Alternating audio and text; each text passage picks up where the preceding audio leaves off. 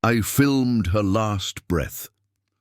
The betrayal that cost an inheritance.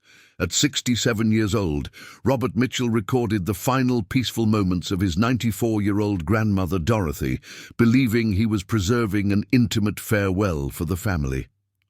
During the wake, he casually mentioned to his uncle Gerald about the recording, a moment of vulnerability that would become his biggest mistake. What Robert didn't expect was that Gerald, Dorothy's greedy son, would see that video as a profit opportunity.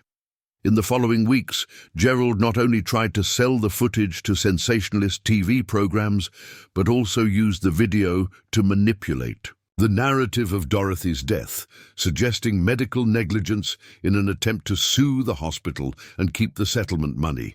But Gerald made a fatal error. He underestimated a man who spent 35 years as an insurance fraud investigator documenting scams. Robert had cameras, he had recordings, and he had patience.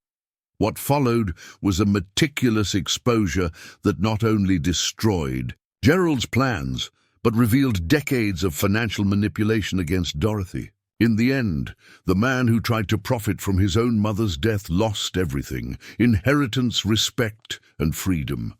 This is the story of how a final act of love became the evidence that brought justice. If you believe justice always wins, leave your like on this video, subscribe to the channel, and turn on notifications for more real stories of people who didn't let evil go unpunished. Comment below, would you have done the same in Robert's place? Share your opinion. Share this video with someone who needs to know that truth always comes out. I filmed her last breath. That's what I told my Uncle Gerald at Grandma Dorothy's wake, standing by the coffee table with my phone in my pocket and grief sitting heavy in my chest. I thought I was sharing a moment of intimacy, a final gift I'd captured for our family. I had no idea I'd just handed him the weapon he'd use to try and destroy everything my grandmother had built. 3 weeks later, Gerald would attempt to sell that footage to Inside Edition for $45,000. But what he didn't know was that I'd been recording every conversation we'd had since the funeral. And in 67 years of life, 35 of them spent as an insurance fraud investigator, I'd learned one crucial lesson: greedy people always tell on themselves. You just have to be patient enough to let them. The wake was on October 15th, 2023, at Henderson Funeral Home in Millbrook, Connecticut. 73 people showed up to say goodbye to Dorothy Ann Mitchell, who'd lived 94 years and touched more lives than most people half her age. The viewing room smelled like lilies and coffee, that particular combination that only exists at funerals, where families gather to remember and, in some cases, calculate what they're about to inherit. I was standing near the memorial table, looking at photos of Grandma Dorothy spanning 9 decades. There she was in 1947, 20 years old, marrying my grandfather Thomas in a simple ceremony at St. Mary's. Another photo from 1963, holding my father as a newborn. One from 1989, the day I graduated from the police academy. And the most recent one, from her 94th birthday party just 2 months earlier, surrounded by family, her mind still sharp as a tack despite her body giving out. That's when Gerald approached me. My uncle, my father's younger brother, 65 years old, and carrying himself with the kind of false sincerity that I'd learned to spot in insurance claimants. He was wearing an expensive suit, Tom Ford, probably $2,800, which seemed excessive for a man who'd been between opportunities for the past 18 months. "Robert," he said, gripping my shoulder with practiced sympathy. "How are you holding up?" "As well as can be expected," I replied. "It's hard, but she lived a good life." She did.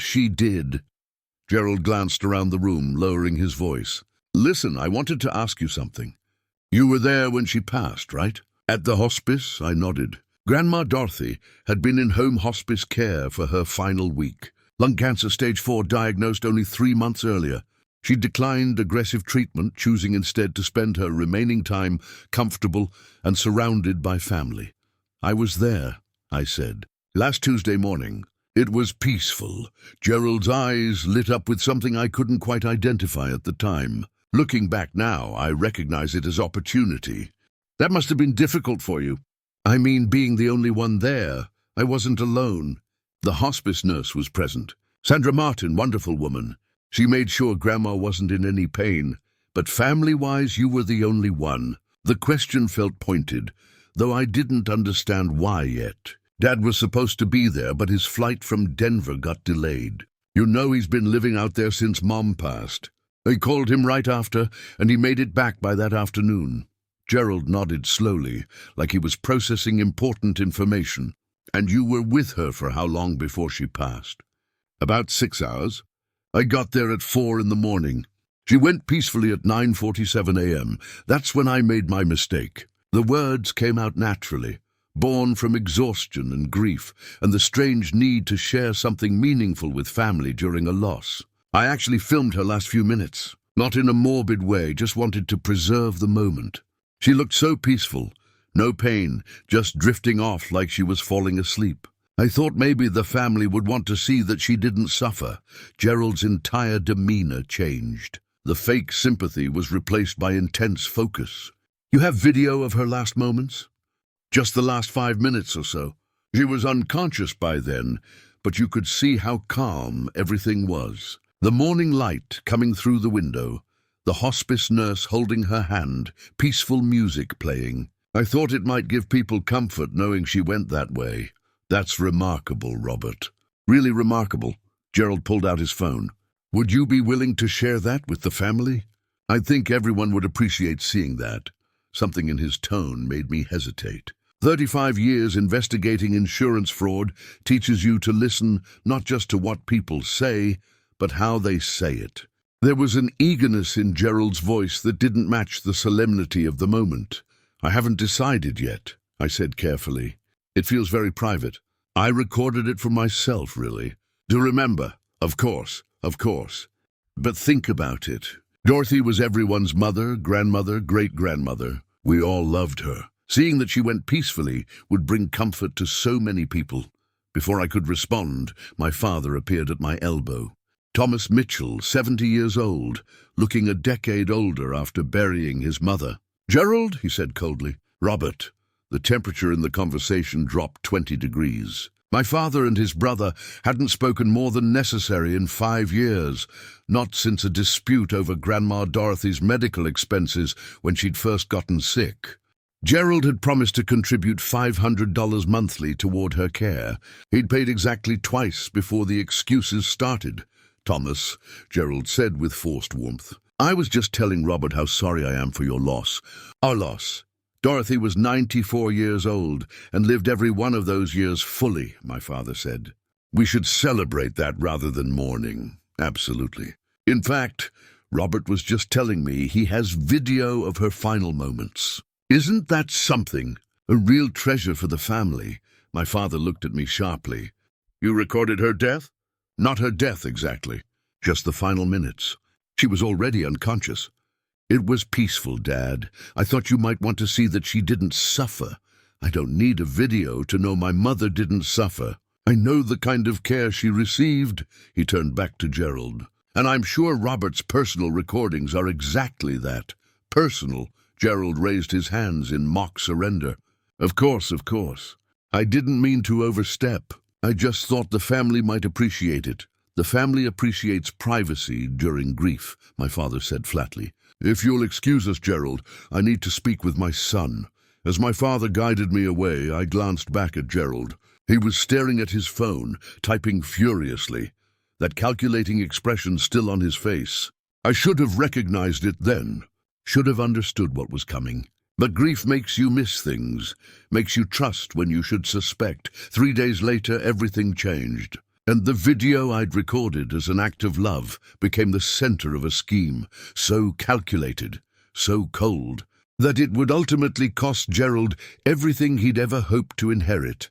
My grandmother, Dorothy Mitchell, had been planning for her death since she turned 90, not in a morbid way, but with the practical efficiency of a woman who'd lived through the Depression, World War II, and enough family drama to fill a television series. She'd updated her will every year on her birthday, made sure all her accounts were in order, and left detailed instructions about her funeral, her estate, and exactly who should get what. The estate was substantial. The house in Millbrook, a 4-bedroom colonial she'd owned since 1956, was worth $740,000, according to the most recent appraisal. She had $380,000 in savings and investments, a life insurance policy worth $150,000, and various personal items of value, including jewelry, antiques, and a coin collection my grandfather had assembled over 40 years.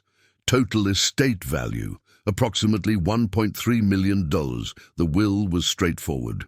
My father, Thomas, was the primary beneficiary and executor, inheriting the house and the majority of the liquid assets. Gerald was left $50,000, a decision that had caused considerable tension when Grandma Dorothy had informed him of it 2 years earlier. He was left $25,000. My sister Rebecca got $25,000. And there were smaller bequests to grandchildren and great-grandchildren. But the real inheritance, the thing that mattered more than money, was the relationship itself. Grandma Dorothy had been the center of our family. The woman who hosted every holiday, remembered every birthday, showed up for every graduation and wedding and difficult moment. She was sharp until the end, running her own finances, driving herself to appointments, living independently in that big house with just a cleaning service twice a week. I'd been particularly close to her in her final years. After my wife Linda died from breast cancer in 2018, Grandma Dorothy had been my anchor. She understood grief in a way few people did. Having lost Grandpa Thomas in 2004, we'd talk every Sunday evening, long conversations about life, mortality, memory, and meaning. Robert, she told me 6 months before she died, "When my time comes, I want you to know something. This family has weathered every storm because we stick together. But sticking together doesn't mean tolerating those who only care about what they can take. You understand me?" I'd understood, though I hadn't known then that she was specifically warning me about Gerald. My uncle had always been the troubled one in the family, charismatic when he wanted to be, but fundamentally unreliable.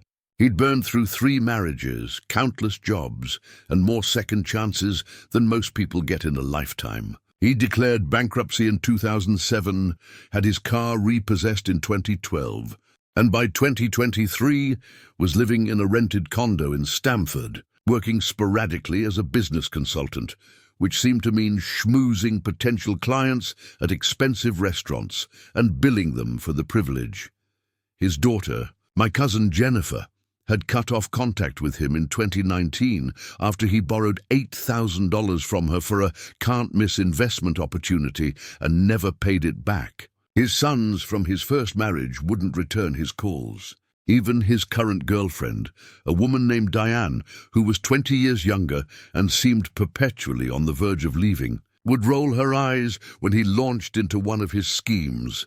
But Gerald had always maintained a relationship with Grandma Dorothy. He'd visit her once a month, usually when he needed money, and she'd inevitably write him a check. "He's my son," she'd tell my father when he objected. "I can't turn my back on him, even when he disappoints me." The amounts weren't insignificant. I found out later that Grandma Dorothy had given Gerald approximately $47,000 over the past 5 years. Loans that were never repaid, temporary help that became permanent, investments in businesses that never materialized. My father had begged her to stop, but she was stubborn. "When I'm gone, he'll have to figure things out on his own," she'd said. "But while I'm here, I won't let him be homeless." That combination of maternal love and financial support had kept Gerald hovering around the family, always present enough to maintain the connection, but never contributing anything meaningful. He'd skip family events if they didn't serve his interests, forget birthdays and anniversaries, and generally treat relationships as transactional. So when he showed such interest in my video at the wake, I should have been suspicious. Gerald didn't do things out of sentiment. He operated on calculation. But I was grieving, exhausted from a week of managing hospice care and funeral arrangements, and I wasn't thinking clearly. The day after the funeral, October 16th, Gerald called me. "Robert, hey, it's Gerald. Listen, I wanted to apologize if I came on too strong yesterday about that video. I know you're dealing with a lot. It's fine, Gerald. We're all processing. That's the thing, though. I've been thinking about what you said, about how peaceful Dorothy looked. And I realized something. The family needs that. Not just needs to see it, but needs to know it. You understand?" I didn't, but I let him continue. "Thomas, he's beating himself up about not being there when she passed. He keeps saying he should have taken an earlier flight, should have been there to hold her hand. But if he could see that she was comfortable, that she wasn't alone because you were there, it might give him peace." That actually made sense. My father had been racked with guilt about missing those final moments. I hadn't thought about it that way. And think about the grandkids, the great-grandkids. Most of them have never seen death. They have these Hollywood ideas about it being traumatic and scary. But your video sounds like it shows the truth, that dying can be peaceful, even beautiful in its own way. I don't know, Gerald. It still feels very private. I completely understand. But maybe think about it, for the family, for Thomas especially. I promised I'd consider it, and we ended the call. Looking back, I can see exactly what he was doing. Establishing a relationship around the video, normalizing the idea of sharing it, positioning himself as someone who cared about family healing. Classic manipulation. The kind I'd seen 1,000 times in insurance fraud cases. People who want to scam you don't just take. They build rapport first. They make you trust them. They find your vulnerabilities and exploit them gently, carefully, like a dentist probing for cavities. Gerald called again 2 days later. And the day after that, always with some new angle, some reason why sharing the video would be therapeutic, meaningful, important. He even suggested organizing a family viewing, a private gathering, where everyone could watch together and find closure. We could do it at my place, he offered. Low-key, just immediate family. Thomas could finally see that Dorothy's last moments were exactly what you described. Peaceful, pain-free, surrounded by love. Something about the eagerness in his voice finally triggered my investigative instincts. "Gerald, why is this so important to you?" He paused, just half a second too long. "I told you, for the family. For healing, right, of course. But I wasn't convinced anymore. That night I did something I'd learned in my years investigating fraud. I checked Gerald's social media, his financial history, his recent activities. Public records are remarkably revealing if you know where to look. And 35 years as an insurance investigator had taught me exactly where to look. What I found was concerning. Gerald had been researching medical malpractice attorneys. His browser history, which I accessed through a shared family Dropbox account he'd forgotten I had access to, showed searches for wrongful death lawsuits, hospice negligence cases, and most tellingly, how much a death video's worth. He wasn't interested in family healing. He was interested in profiting from Grandma Dorothy's death. And that video I'd recorded, that intimate moment I'd captured thinking it would bring comfort, he saw it as evidence for a lawsuit, or worse, something he could sell. I felt rage then, pure and cold. But I didn't confront him, not yet, because Gerald had made a critical mistake. He'd underestimated the very thing that had defined my career: patience. The best way to catch someone planning a fraud isn't to stop them before they act. It's to let them commit fully, document everything, and then present evidence so overwhelming that they have no defense. So, I didn't delete the video. I didn't change my passwords. I didn't warn my father. Instead, I did what I'd done for 35 years when I suspected someone was running a scam. I started gathering evidence, and what I discovered over the next 2 weeks would expose not just Gerald's plan to exploit Grandma Dorothy's death, but decades of financial manipulation, forged documents, and a scheme to contest her will that he'd been planning since she was first diagnosed with cancer. The greedy always reveal themselves. You just have to give them enough rope. October 22nd, 1 week after Grandma Dorothy's funeral, Gerald's plan began to accelerate. I know the exact date because I'd started keeping a detailed log of every interaction, every phone call, every text message. Old habits from investigating insurance fraud, where documentation was the difference between proving a case and watching a scammer walk free. Gerald called me that morning at 9:15 a.m. "Robert, hey, listen, I had a thought. That video you took, have you shown it to anyone yet?" "No, like I said, it feels private." Right. But here's the thing. I was talking to Diane last night, and she made an interesting point. What if there was something on that video? Something the family should know about? My antenna went up immediately. "What do you mean, something?" "Well, you said the hospice nurse was there, right? Sandra Martin." "Yes, and Dorothy was on morphine? For the pain?" "She was on a pain management protocol, yes. Completely normal for hospice care. But how much morphine, Robert? How do we know the dosage was appropriate? How do we know they weren't just trying to speed things along?" I felt my jaw tighten. "Are you seriously suggesting the hospice staff did something wrong?" "I'm not suggesting anything. I'm just saying maybe we should have that video reviewed by someone qualified. A medical expert who can look at Dorothy's condition and confirm everything was done properly. Everything was done properly. I was there, Gerald. Grandma was comfortable. She wasn't in pain. The hospice team was incredibly professional. I'm sure they were. But wouldn't it be better to know for certain? For the family's peace of mind?"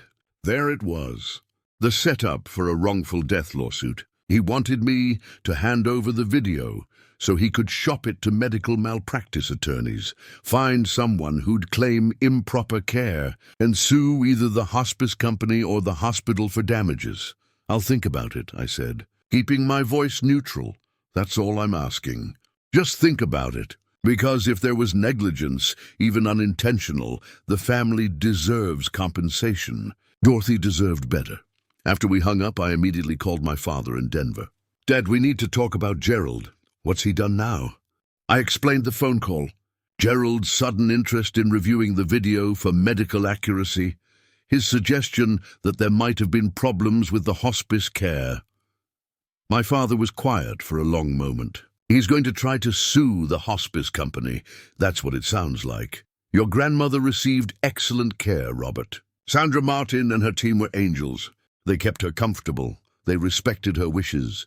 They treated her with dignity. There was no negligence, I know that. But Gerald doesn't care about the truth. He cares about what he can extract from the situation." "He's always been like this," my father said, his voice heavy with old disappointment. "Even as a kid, he'd find angles. He'd break something and then try to blame someone else so he wouldn't get in trouble. He'd steal money from Dorothy's purse and then act shocked when she noticed. I kept hoping he'd grow out of it, but he never did. The will reading is scheduled for November 1st, right?" "Yes, Margaret Foster is handling it. Dorothy's attorney for the past 30 years. Gerald's going to be unhappy when he finds out he's only getting $50,000. $50,000 more than he deserves," my father said bitterly. "Do you know how much money Dorothy gave him over the years? I found her checkbook register when I was going through her papers. $47,000 in the past 5 years alone. Every time he had a crisis, every time he needed temporary help, she bailed him out. Did she keep records? Meticulous records. Every check noted, every conversation documented. Your grandmother was many things, but careless wasn't one of them. That gave me an idea. Dad, I need access to Grandma's files. All of them. Financial records, correspondence, everything. Why? Because if Gerald's planning something, I want to be ready. And something tells me Grandma's papers might show a pattern we need to understand." My father agreed to overnight me copies of everything from Grandma Dorothy's home office. 3 days later, I received 4 boxes of documents. Financial statements dating back to 1956, tax returns, investment records, and most importantly, a leather-bound journal where Grandma Dorothy had kept notes about family matters. I spent 2 full days going through everything, building a timeline of Gerald's financial relationship with his mother. What I found was both heartbreaking and illuminating. The journal entries started in 1998, after Gerald's second divorce. Gerald came by today. Says he needs $3,000 for rent and security deposit on a new apartment. He looked terrible, thin, exhausted. I can't say no to my own son. Wrote him a check but made him promise to pay it back. He promised. 6 months later, still no repayment from Gerald. Called him twice. He says the money's coming, just needs a few more weeks. A year later, Gerald asked for $5,000 for a business opportunity. Said he'd double it in 6 months and pay me back $10,000. I know better than to believe him, but what choice do I have? He's my son. The pattern repeated for 25 years. Different amounts, different excuses, but the same result, money out, nothing back. And through it all, Grandma Dorothy's notes showed increasing frustration mixed with maternal love she couldn't turn off. One entry from 2019 particularly struck me. Gerald came by today asking for $4,000. Says he needs it for his daughter Jennifer's medical bills. I knew it was a lie because Jennifer called me yesterday and she's fine. When I confronted him, he got angry. Said I never believed in him, never supported his dreams. Then he cried. Actually cried. And like a fool, I gave him the money anyway. Thomas is right. I'm enabling him. But he's my son. What else can I do? But the most damning evidence was in a manila folder labeled Legal Concerns. Inside were copies of checks, notes from phone conversations, and 2 letters from attorneys. The first letter, dated March 2022, was from a lawyer Gerald had consulted about contesting Dorothy's will. The lawyer had declined to take the case, noting that Mrs. Mitchell appears to be of sound mind and has the legal right to distribute her assets as she sees fit. The second letter, dated June 2023, 3 months before Grandma Dorothy died, was from a different attorney. This one had agreed to review the will for potential grounds to contest. The consultation fee was $2,500. Gerald had been planning to challenge the will for over a year. Long before Grandma Dorothy received her cancer diagnosis, I found something else in that folder. A handwritten note from Grandma Dorothy to herself, dated August 2023, just 6 weeks before she died. Gerald came by today. Didn't ask for money, which was unusual. Instead, he wanted to talk about my legacy and making sure my wishes are honored. He was too nice, too concerned. Asked if I'd updated my will recently, if everything was in order. I told him everything was exactly as I wanted it. He didn't look happy. I'm worried about what he's planning. Note to self, call Margaret Foster tomorrow. Make sure the will is ironclad. My grandmother had known. In her final weeks, sick with cancer, she'd recognized that her own son was circling like a vulture, planning how to extract more money from her death than she'd ever intended to give him. I photographed every document, created a digital backup, started building what investigators call a pattern of behavior file, the kind of comprehensive documentation that shows not just one bad act, but a lifetime of them.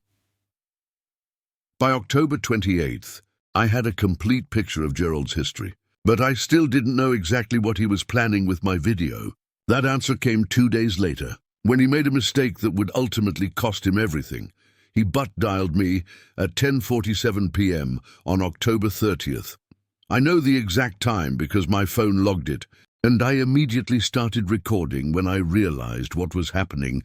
Gerald was on the phone with someone, not realizing his phone had accidentally called me. And what I heard in that 18-minute recording would change everything. I'm telling you, Linda, this video is worth serious money, Gerald was saying. The nephew filmed the actual moment of death, the old lady taking her last breath. Networks pay big money for stuff like this. A woman's voice, presumably his girlfriend Diane, responded, though I could barely hear her. I already reached out to 2 production companies. Inside Edition is interested. They produce those death and dying specials, you know. Very tasteful, very respectful. But they pay real money for exclusive footage.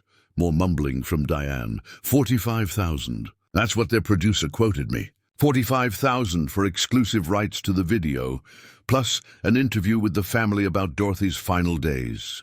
I told them I'd have to check with everyone, but I basically control access to the footage. You could hear Diane's skepticism in her tone, even if I couldn't make out her exact words. Robert? He's a Boy Scout. He recorded it because he thought it would be meaningful for the family.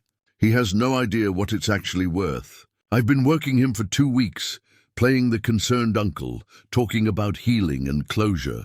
He'll hand it over eventually. He trusts me. My blood ran cold. Not from anger, though, that was there too, but from the recognition of exactly how calculated this whole thing had been. And if the TV thing doesn't work out, I've got a backup plan. I've been talking to a medical malpractice attorney, guy named Richard Castellano. He specializes in hospice negligence cases. I send him the video, he reviews it with his medical expert, finds something questionable about the care, and boom. We've got grounds for a wrongful death lawsuit against the hospice company. Diane's voice rose, sounding alarmed. No, it's completely legit. These companies have insurance for exactly this kind of thing. They'd rather settle than go to court. Castellano thinks we could get anywhere from $200,000 to $500,000, depending on what's in the video. And as Dorothy's son and closest living relative, I'm the primary beneficiary of any settlement. More objection from Diane. Thomas? He'll get his share if he wants in. But he won't. He's too proud, too ethical. Which means more for me. And before you say anything about Robert, he's got his inheritance from the will. This is separate money. This is compensation for negligent care that shortened Dorothy's life. It's justice. The rationalization was perfect. Gerald had convinced himself that what he was doing wasn't exploitation, wasn't betrayal. It was justice. It was smart business. It was taking advantage of an opportunity that everyone else was too naive or too ethical to pursue. Listen, babe, we've been living hand to mouth for too long. This is our chance. $45,000 from the TV sale, plus whatever we get from the lawsuit, plus my inheritance from the will. That's probably close to $300,000 total. We could finally get married. Buy a real house, not this rental. You could quit that job you hate. This is it. This is what we've been waiting for. The call ended shortly after, and I sat in my darkened living room with my heart pounding, staring at my phone. I had him. Every word recorded. Every intention documented. Not just the plan to sell the video, but the backup plan to manufacture a wrongful death lawsuit. The manipulation of me, the dismissal of my father, the complete lack of regard for Grandma Dorothy's memory. But I didn't call Gerald that night. Didn't confront him. Didn't tell my father. Instead, I did what 35 years of investigating fraud had taught me to do. I let the scammer keep scamming. Because the best way to expose someone isn't to stop them mid-scheme. It's to let them commit fully, document everything, and then present the evidence at the moment it will do the most damage. The will reading was scheduled for November 1st, less than 48 hours away. Gerald would show up expecting $50,000, possibly planning to use his inheritance as leverage to pressure me into handing over the video. What he didn't know was that I'd already contacted Margaret Foster, Grandma Dorothy's attorney, told her I had evidence that Gerald was planning to contest the will and manufacture a lawsuit against the hospice company, asked if there was a way to use the will reading to expose him in front of the entire family. Margaret had smiled when I explained what I had in mind. "Your grandmother would have loved this," she'd said. Dorothy always said the best way to deal with Gerald was to let him reveal his own character. Sounds like you're about to do exactly that.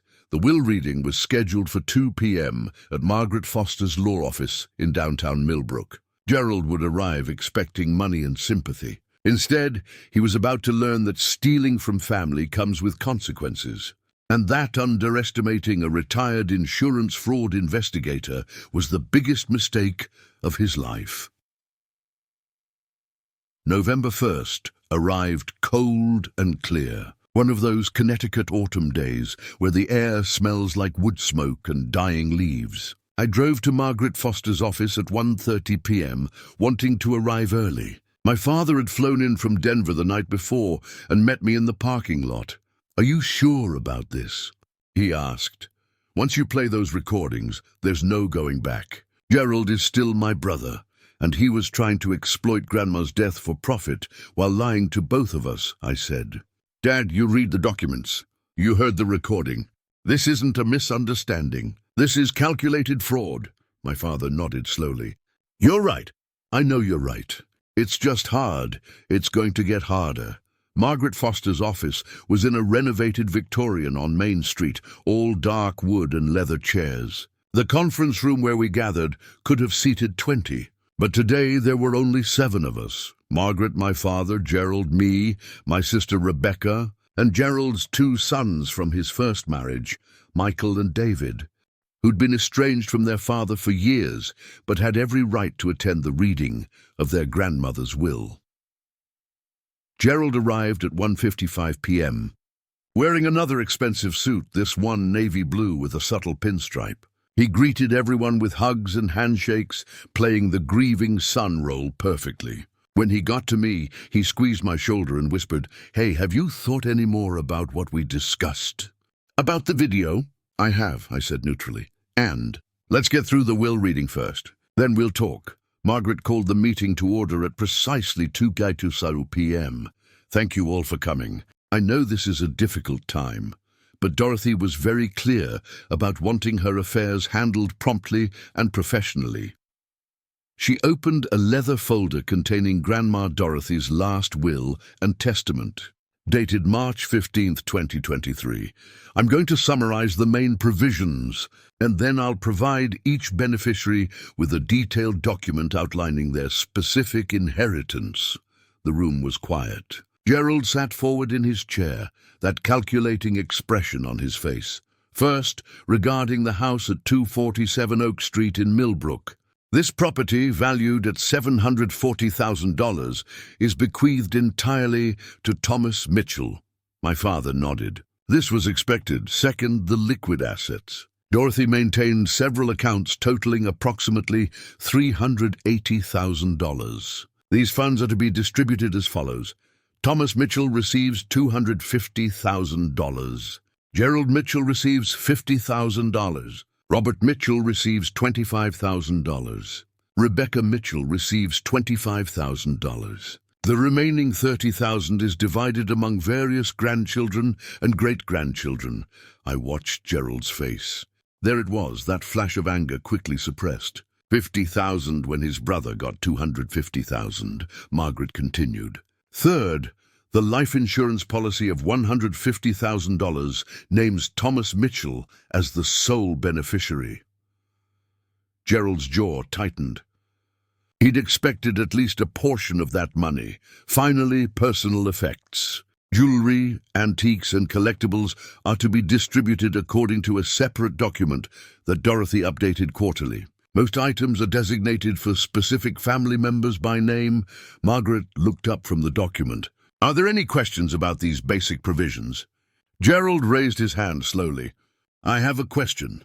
When was this will last updated?" "March 15th, 2023, 7 months ago, well before Dorothy's cancer diagnosis. And was she of sound mind when she made these decisions?"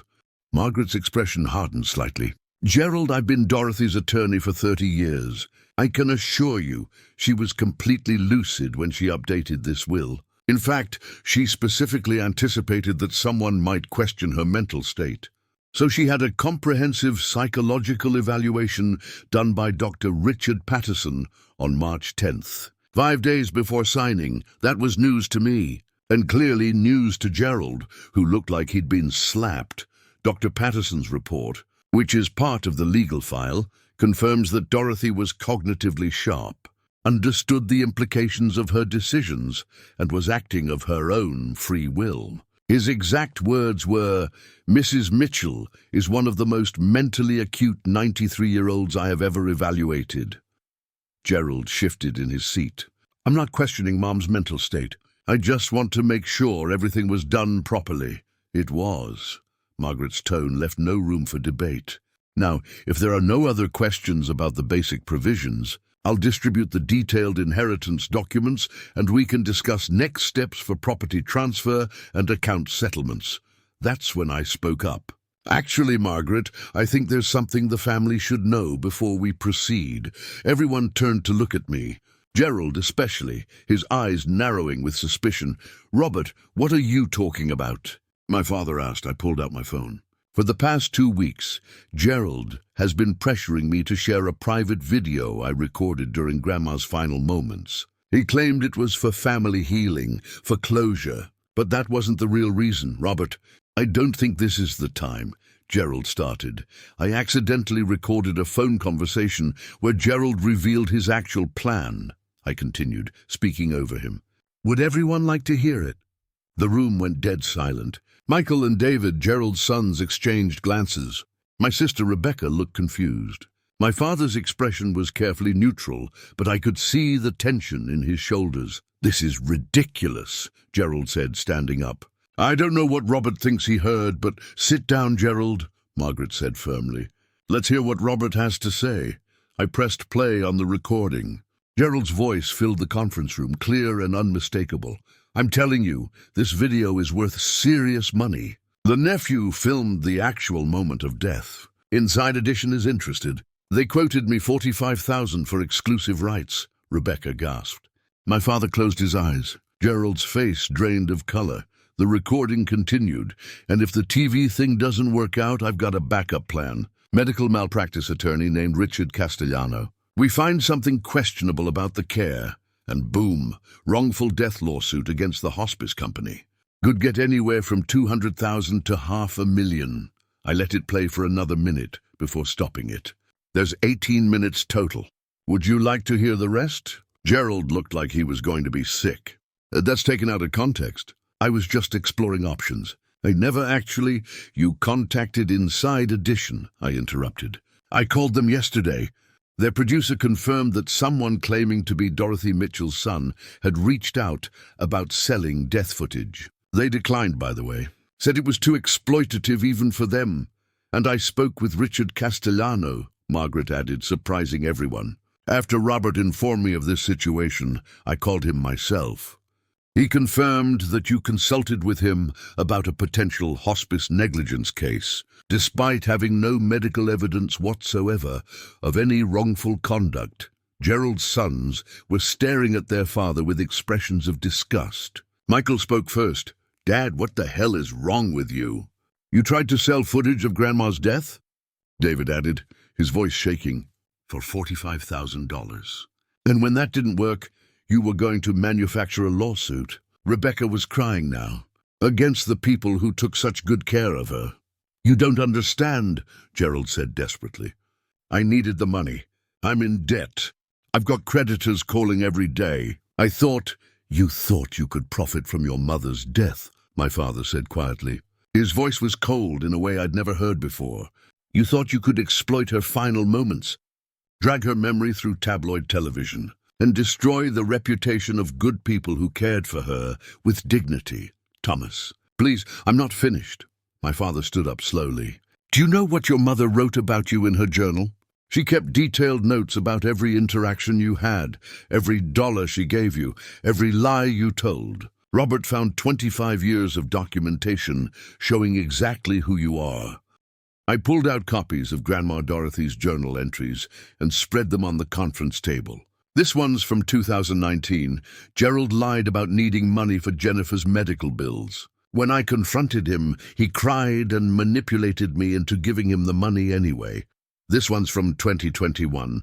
Gerald asked for $4,000. Wouldn't tell me what it was for. I gave it to him because I'm weak, but I know I'll never see it again. And this one's from August, just 6 weeks before she died. Gerald is planning something. I can feel it. He was too interested in my will. I need to make sure everything is protected. Margaret picked up where I left off. Dorothy knew you were going to try something, Gerald. That's why she had the psychological evaluation. That's why she met with me 3 times in her final months to make sure the will was airtight. She loved you, but she also knew you'd put your own interests above her wishes if given the chance. Gerald slumped in his chair, all the fight gone out of him. I just needed the money. No, I said. You wanted the money. There's a difference. Grandma gave you $47,000 over the past 5 years. Not loans, gifts. Money she earned and saved, given to you out of love, even though you never paid back a dime. And still, it wasn't enough. You wanted more. Even after she died, you wanted to squeeze every possible dollar out of her memory. Michael stood up and walked toward the door. "I want nothing to do with you," he told his father. "Don't call me. Don't text. We're done." David followed his brother. "Grandma deserved better than you." Gerald looked at my father, desperate for some sign of forgiveness. "Thomas, she was my mother too." "I had a right. You had the right to $50,000, my father interrupted. "Which is more than you deserve. But you won't get a penny of it until we verify that you haven't forged any documents, stolen any of her property, or made any other attempts to defraud the estate." Margaret nodded. "I'm placing a hold on Gerald's inheritance pending a complete investigation. If we find any evidence of forgery, theft, or fraud, the $50,000 will be revoked and distributed to other beneficiaries per the contingency clause, Dorothy included, specifically for this scenario." "What contingency clause?" Margaret smiled grimly. "The one that says if any beneficiary attempts to profit from her death through unlawful or unethical means, their inheritance is forfeit." "She added that clause in March, Gerald. She knew you'd try something." The meeting concluded shortly after. Gerald left without another word, walking past his sons who wouldn't even look at him. My father and I stayed behind with Margaret to discuss next steps. "Robert," Margaret said, "your grandmother left you something else. A sealed letter to be delivered only if Gerald attempted to contest the will or exploit her death. Given what's happened, I think now's the time." She handed me an envelope with my name written in Grandma Dorothy's distinctive handwriting. Inside was a single page dated March 16th, 2023.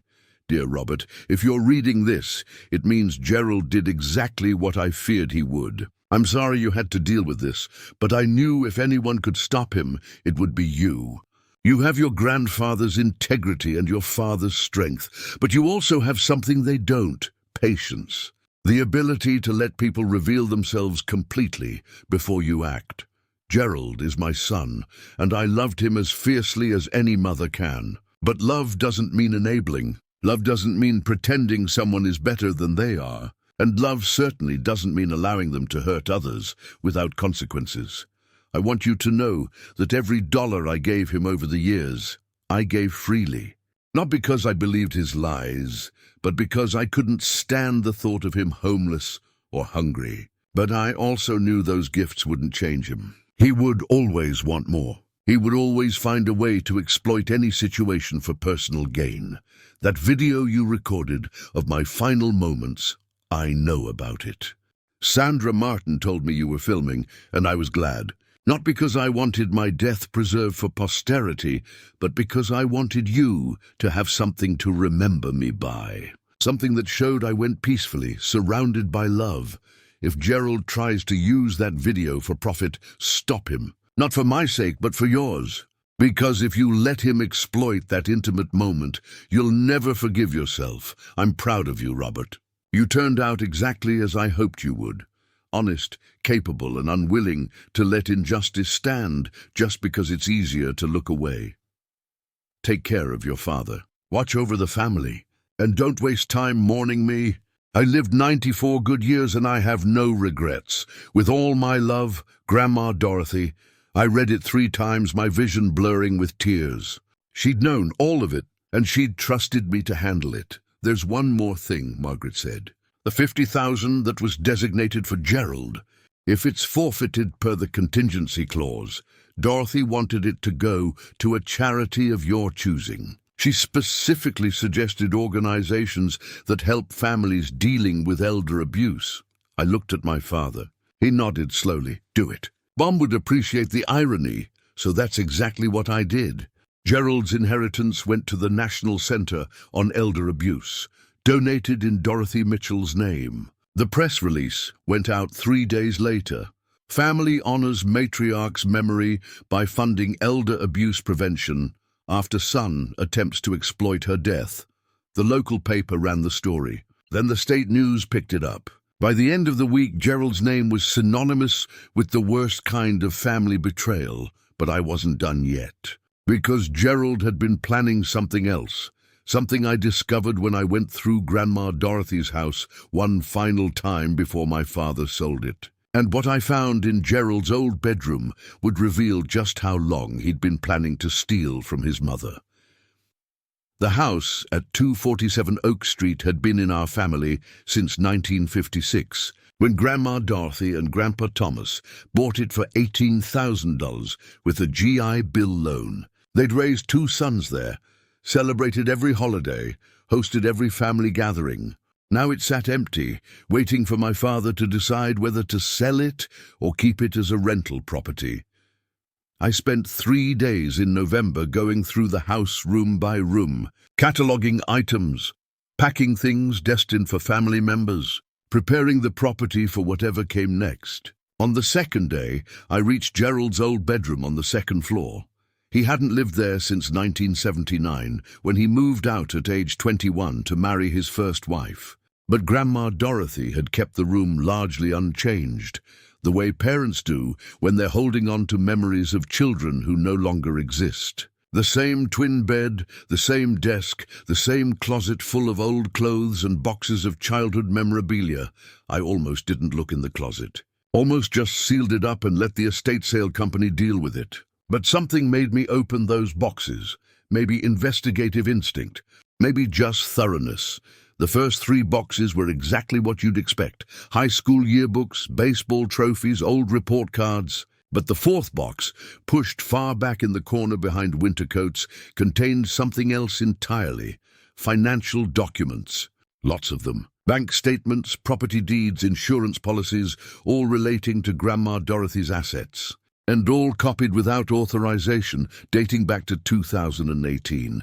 I spread the documents on Gerald's old bed and started going through them systematically. What emerged was a 5-year timeline of financial surveillance. Gerald had been systematically documenting Grandma Dorothy's assets, tracking account balances, noting property values, calculating her net worth down to the dollar.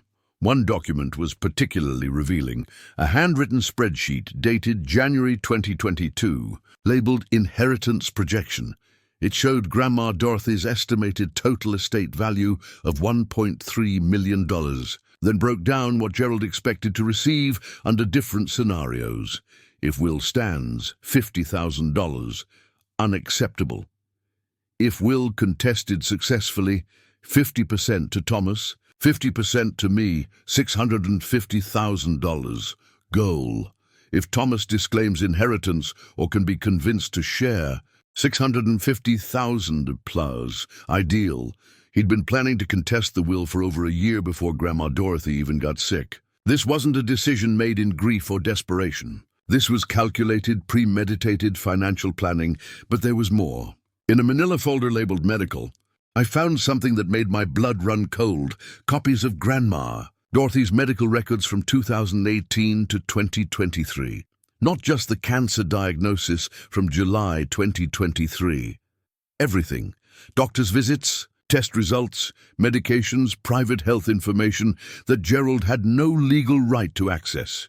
How had he gotten these? I found the answer in a letter from a medical records company, dated October 2021. Per your request and signed authorization, we're providing copies of all medical records for Dorothy Mitchell, signed authorization. Gerald had forged his mother's signature to obtain her private medical records. A federal crime under high PA regulations. I photographed everything. Then I kept digging. In a shoebox at the bottom of the closet, I found correspondence between Gerald and 3 different probate attorneys, all dated between January and June 2023.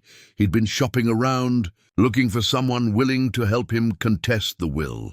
The first attorney, dated January 15, 2023, had declined. Mr. Mitchell, based on what you've described, I see no grounds to contest your mother's will. She appears to be of sound mind and has the legal right to distribute her assets as she chooses. I cannot assist you with this matter. The second attorney, dated March 3, 2023, had been more receptive. I'd be willing to review the documentation you've gathered. However, contesting a will requires proving either mental incompetence, undue influence, or fraud. From what you've told me, none of these factors appear present. My retainer for this type of case is $15,000, paid up front. Gerald hadn't hired him. probably couldn't afford the retainer.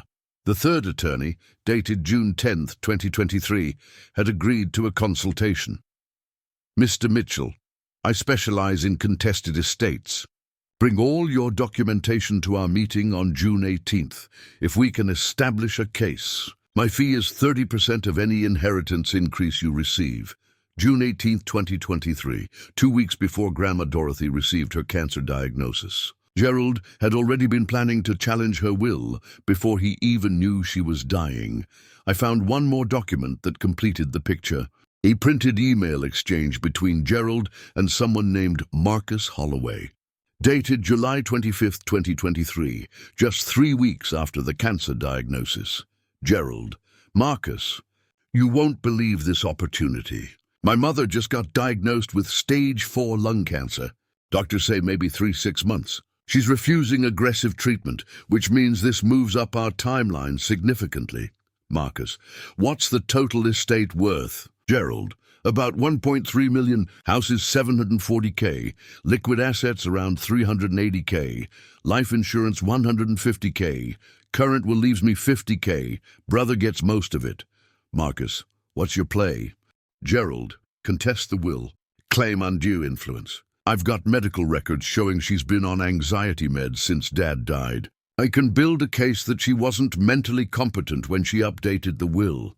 Marcus, risky, need evidence. Gerald, working on it. Once she's gone, I'll push for a 50-50 split with Thomas. If he fights it, we go to court. Meanwhile, I'm documenting everything about her care. If there's any issue with the hospice, any medication errors, anything that could be negligent, I've got a backup plan. Wrongful death lawsuit against the hospice company. Insurance settlement could be 500K plus, Marcus. Jesus, Gerald, it's not about the money, man. It's about what's fair. I'm her son too.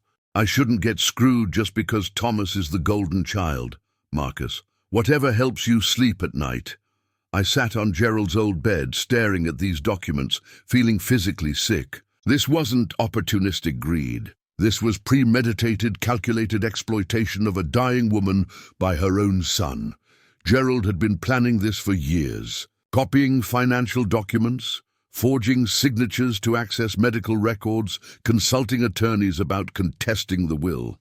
And when Grandma Dorothy got her cancer diagnosis, he saw it as an opportunity to accelerate his timeline. The video I'd recorded was never about healing or closure. It was always evidence for either a lawsuit or tabloid sale. Gerald had been working multiple angles simultaneously. Contest the will, manufacture a wrongful death case, sell the death footage. Whatever would extract maximum money from his mother's death. I called my father immediately. Dad, you need to come to the house now. He arrived 30 minutes later. I showed him everything. The copied documents, the forged medical record requests, the attorney correspondence, the emails with Marcus Holloway.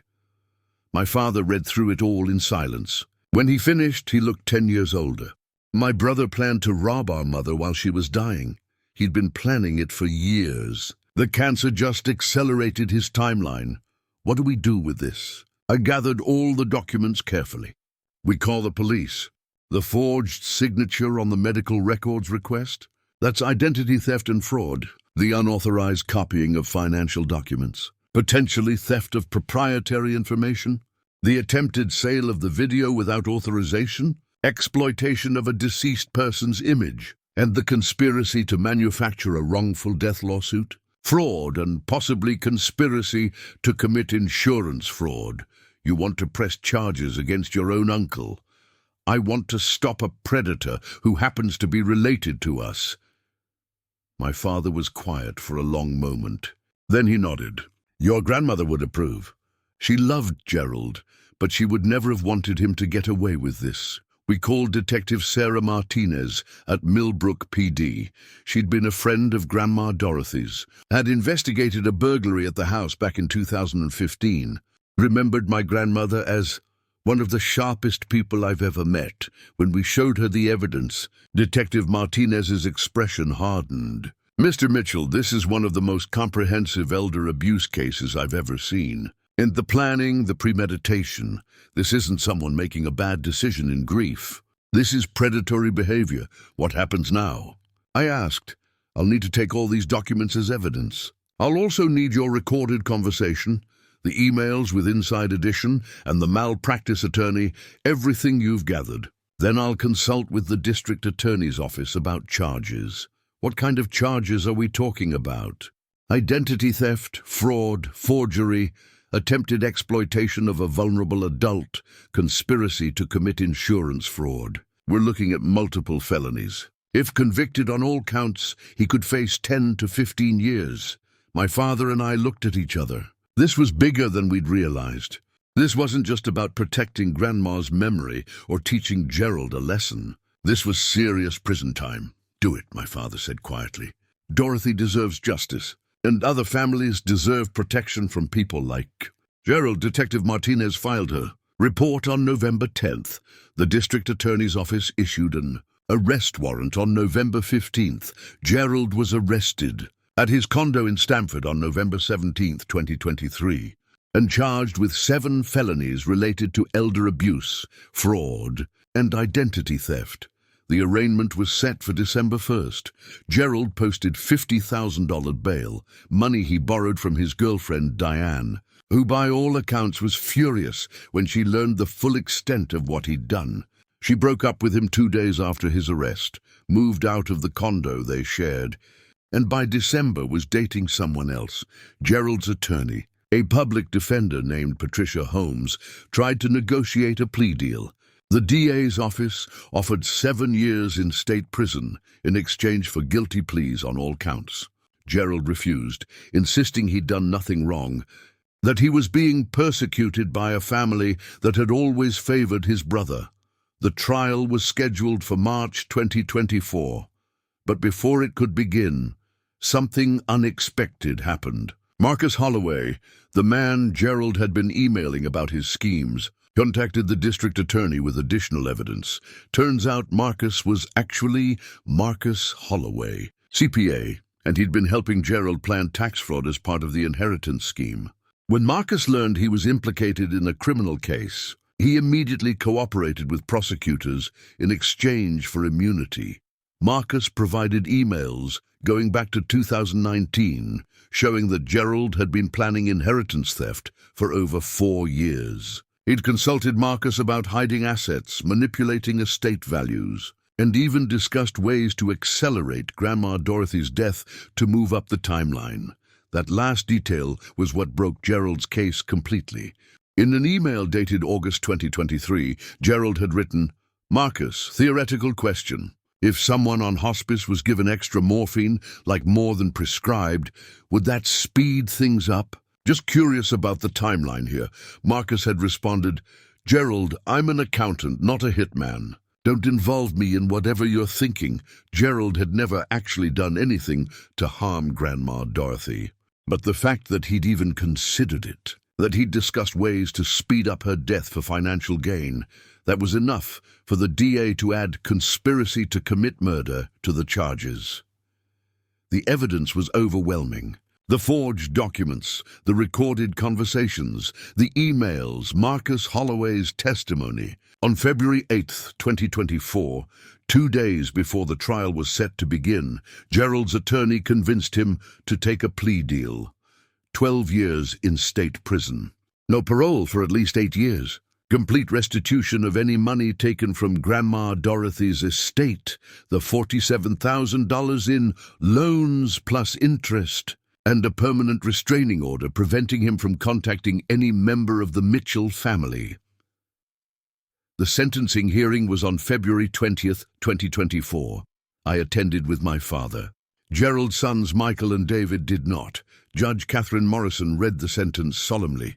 "Mr. Mitchell, you exploited your dying mother, forged documents to steal her private information, and conspired to defraud her estate. Most disturbingly, you actively considered ways to accelerate her death for financial gain. This court has rarely seen such calculated, heartless betrayal of family trust." Gerald stood silently, his expensive suits replaced with an orange jumpsuit, all the arrogance drained from his face. "You'll serve 12 years in state prison," Judge Morrison continued, And when you're released, you'll spend the rest of your life knowing that your own greed cost you your family, your freedom, and any hope of redemption. Your mother loved you despite your flaws. You repaid that love with betrayal. I hope the money you tried to steal was worth what you've lost. Gerald was led away in handcuffs. My father and I walked out of the courthouse into February sunshine. It's over, my father said. Not quite. We had one more piece of business to attend to. The video. The footage of Grandma Dorothy's final moments that had started this whole nightmare. That evening, my father and I sat in my living room. I pulled out my phone and opened the video file I'd recorded on October 9th, 2023, at 9:42 a.m. Are you sure you want to watch this? I asked. I need to, Robert. I need to see that she was at peace. I pressed play. The video was 5 minutes and 38 seconds long. It showed exactly what I'd told Gerald at the wake. Grandma Dorothy in her hospice bed, unconscious but comfortable, morning light streaming through the window. Sandra Martin, the nurse, holding her hand. Peaceful classical music playing softly in the background. There was no drama, no crisis, no indication of negligence or harm. Just a 94-year-old woman peacefully transitioning from life to death, surrounded by care and love. At the 4:47 mark, you could see her breathing slow. At 5:12, it slowed further. At 5:31, her chest rose one final time and then stilled. Sandra Martin checked for a pulse, looked at me with sympathetic eyes, and said softly, "She's gone." 9:47 a.m. I'm so sorry for your loss. My father watched the entire video without speaking. When it ended, he was crying silently. "Thank you for being there with her," he said. "Thank you for making sure she wasn't alone. What should we do with this?" I asked, gesturing at my phone. My father thought for a moment. "Delete it." I looked at him, surprised. "That moment was private," he explained. "Mom wouldn't want it preserved. She'd want to be remembered for how she lived, not how she died. And after everything that happened with Gerald, I don't want that video to exist anywhere that it could be found or exploited again." "Are you sure?" "I'm sure." "Delete it, Robert. Let Mom rest." So I did. Right there, in front of my father, I deleted the video file from my phone. Then I deleted it from my cloud backup. Then I took my phone to Best Buy and had their tech wipe the phone completely, just to make sure no recovery was possible. The video that Gerald had tried so hard to exploit, the footage that had revealed his true character and brought justice to our family, was gone forever. Just a memory now, like Grandma Dorothy herself. 3 months later, in May 2024, my father sold the house at 247 Oak Street for $760,000. He used part of the money to set up college funds for Gerald's sons Michael and David, who'd been cut out of their father's life but didn't deserve to suffer for his crimes. Another portion went to establish the Dorothy Mitchell Scholarship Fund at the local community college, providing financial aid to students pursuing careers in nursing and hospice care. The rest he kept, honoring Grandma Dorothy's wishes that he be comfortable in his retirement. He bought a smaller house in Denver, closer to his new life there, and started volunteering at a local hospice, helping other families navigate end-of-life care. I kept the $25,000 Grandma Dorothy left me in her will, used it to take Linda's mother on the trip to Italy she'd always dreamed about. Linda would have liked that. Grandma Dorothy would have too. As for Gerald, he's currently in Connecticut State Prison, serving year 1 of his 12-year sentence. His sons don't visit. My father doesn't write. I don't think about him much, but sometimes, late at night, I think about that phone call he made. The one where he said I was a Boy Scout who had no idea what the video was really worth. He was right about one thing. I had no idea what it was worth. It was worth exposing a predator, worth protecting other families from the same kind of exploitation, worth teaching everyone who heard the story that some things, like dignity and death, like family loyalty, like basic human decency, can't be bought or sold. Gerald spent years trying to profit from his mother's death. Instead, he lost everything: his freedom, his family, his future. 12 years in prison to think about the $45,000 he tried to get from Inside Edition. The $500,000 he tried to manufacture from a wrongful death lawsuit. The inheritance he tried to steal from his brother. In the end, his greed cost him more than he could possibly have gained. And there's a certain justice in that. I'm 68 now, retired completely from the insurance investigation business. I spend my days reading, gardening, and visiting with my grandchildren. Simple pleasures. The kind of life Grandma Dorothy would have approved of. Every year on October 9th, I visit her grave at Millbrook Cemetery. My father usually flies in from Denver. We bring flowers, tell stories, remember the woman who held our family together for 94 years. And every year, I think about what she wrote in that final letter. Don't waste time mourning me. I lived 94 good years, and I have no regrets. She was right. She lived well. She loved fiercely. And when she died, she was surrounded by care and dignity. Gerald tried to turn that peaceful death into a commodity. Instead, he turned it into his own prison sentence. Sometimes justice is just poetry written by greed. I filmed her last breath. And in trying to exploit that final moment, my uncle revealed exactly who he was. Not to me, I'd figured that out decades ago, but to the world, to the justice system, to himself, and that in the end was worth more than any video ever could be.